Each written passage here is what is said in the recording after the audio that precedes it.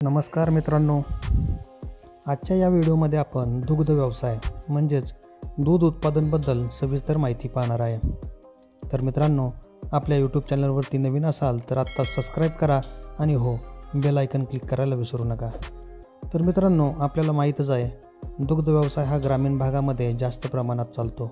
हा व्यवसाय शेतीसोबत सहजपणे करता येतो. त्यामध्ये आपल्याला शेण, चारा आणि पाणी यांचा समावेश असतो. तर मित्रांनो, दुग्ध व्यवसायाची सुरुवात कशी करावी? तर यामध्ये गाई म्हशींची निवड करताना स्थानिक हवामानाला अनुकूल आणि जास्त दूध देणाऱ्या जाती निवडाव्या लागतील. तर गाईमध्ये आपल्याला जर्सी, होलिस्टीन, गीर, साहिवाल या जाती निवडाव्या लागतील आणि म्हशीमध्ये मुर्रा, जाफराबादी आणि पंढरपुरी. तर त्यांना राहण्याची व्यवस्था कशा प्रकारे असायला हवी? स्वच्छ, हवादार आणि पाण्याची सोय असलेला गोठा आवश्यक आहे. तर आहार व्यवस्थापन, त्यांना चारा देताना हिरवा चारा, कोरडा चारा आणि संकरित चारा. तर त्यांना पाणी, एका जनावरासाठी साधारणपणे 50 ते 60 लिटर पाण्याची गरज असते. दुधाची प्रक्रिया व विक्री, आपण दूध थेट विक्री करू शकतो किंवा डेअरीला पाठवू शकतो. नाहीतर आपण स्वतःचे प्रोडक्ट्स तूप, श्रीखंड, ताक तयार करून सेल करू शकतो.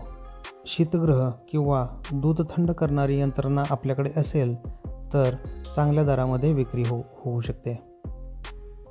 फायदे: नियमित व स्थिर उत्पन्न, शेणाचा उपयोग खत म्हणून किंवा गॅस तयार करण्यासाठी करू शकतो. जनावरांची पैदास करूनही आपण विक्रीचा दुसरा उत्पन्न स्रोत तयार करू शकतो. खर्च व नफा, सुरुवातीला आपल्याला गोठा बांधणी, जनावरे खरेदी आणि चारा यासाठी गुंतवणूक लागतेच. मात्र दररोज दूध विक्रीतून उत्पन्न मिळत असते. 2 गायी किंवा 2 म्हशींपासून आपण सुरुवात करून हळूहळू व्यवसाय वाढवता येतो.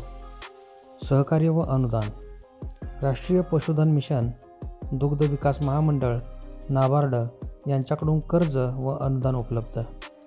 पशुसंवर्धन विभागामार्फत मोफत लसीकरण व आरोग्य तपासणी सेवा मिळते. तर मित्रांनो, हा व्हिडिओ कसा वाटला नक्की कमेंट बॉक्समध्ये कळवा आणि आपल्या कामाच्या गोष्टी यूट्यूब चॅनलला नक्की सबस्क्राईब करा. धन्यवाद.